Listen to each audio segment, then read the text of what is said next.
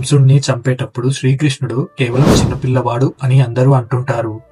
కానీ ఆ సమయంలో కనిపించిన భయంకరమైన తోకచుక్క గురించి కంసుడి మంత్రి చెప్పిన విషయం వింటే మీరు సైన్స్ ని నమ్మక తప్పదు.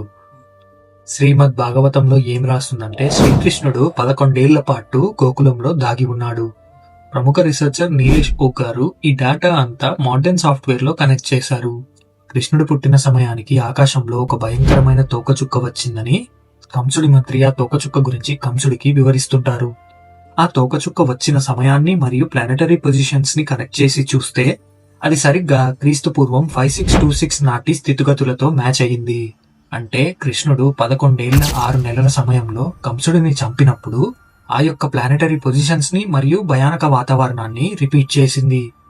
అది ఖగోళ శాస్త్రం ముందే రాసిపెట్టి ఉన్న ఒక ధర్మయుద్ధం. ఇలాంటి మరిన్ని ఇంట్రెస్టింగ్ వీడియోల కోసం ఇప్పుడే ఫాలో అవ్వండి.